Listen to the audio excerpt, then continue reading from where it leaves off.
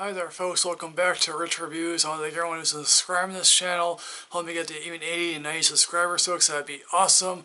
I'm thanking everyone who has been watching the reviews. Help me get the least YouTube films with more views, that'd be awesome folks. I want to thank everyone who's been commenting on this channel folks. I'm really appreciative of that folks.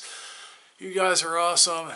So the last film that I saw at the Virginia Film Festival, and this was the closing night film, and this film is La La Land, and it's a follow-up by Whiplash director Damien Chazelle. So La La Land opens with work-for-hire Sebastian Weller, played by Ryan Gosling, who wants to open up his own club, and he truly believes that the art of jazz is dying, which I guess is partially true. Or then again, who does like jazz these days? I don't really know. And he's not happy with the gigs that he's been getting, and the fact that, you know, someone else took his money, and even though his family was like, why in the world did you not figure out this guy was, you know, a con artist of sorts, and he honestly thought that he would help his career basically here. And there's Mia Dolan, played by Emma Stone, who's an aspiring actress who happens to be working at a coffee shop on one of the major studios here basically.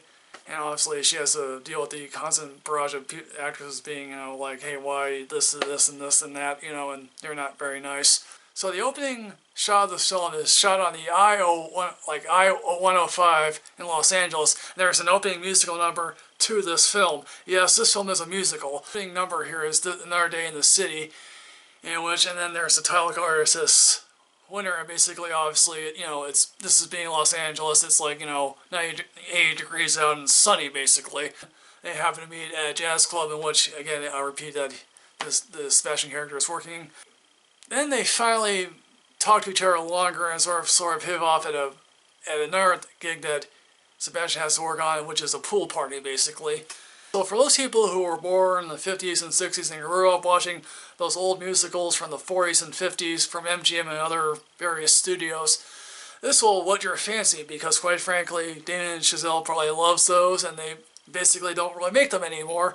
And the only musical that you ever really see are the Broadway musicals that are, you know, adapted from whatever else. They have wonderful things from those other things, like the obviously CinemaScope thing you often see on one of those opening number musicals basically. Probably the best scene in this film here involves the Griffin Observatory, no one from Rebel Without a Cause, in which, and credit cinematographer Linus Gagrin, I guess that's what his name is, and probably he might win the best cinematography Oscar. I don't know, again, how, you know, cinematographers really get noticed here. Dance number in that Griffin Observatory, and it's really wonderful here. But, you know, Damien Show does not really sugarcoat how whether or not these two will ever really be happy together or find romance with each other, or, you know, at the end of this film. Because, again, as they always say, Hollywood is a state of place and a state of mind here, folks, because, you know, it's like, again, I don't know anything about jazz, so basically I can't say that for a fact, but when it comes to acting and the whole Hollywood system, it's like, yes, this basically wears down people. There are literally a whole bunch of bodies on you and the way to fame basically here. It's like, yes, I never seen in an audition, I've never seen one, but it's like, auditions are basically degrading, or they tear you down, or, you know, people don't pay attention, or they do other things basically. And yes, it's just, she basically says, you know, there are much more prettier actresses and much more taller, or, you know, lighter hair. So there you go. Again, the chemistry between, I think this is the best chemistry Ryan Gosling and Emma Stone has ever had together on screen. And I guess, I know there are a lot of people that love Crazy Stupid Love. I'm not one of those people. I avoid Gangster Squad like the plague, considering I saw the trailer and I wanted to run for the hills not to see that. But here, they have wonderful chemistry. There's literally a scene over on the Hollywood Hills where they tap dance and sing a song.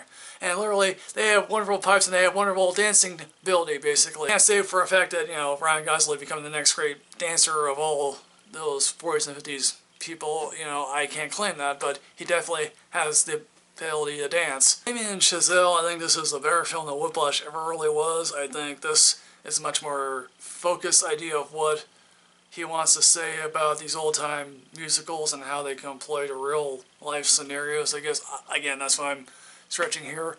People going in cold to seeing this film. This film is a musical, and, you know, we were told that before I was watching the film here.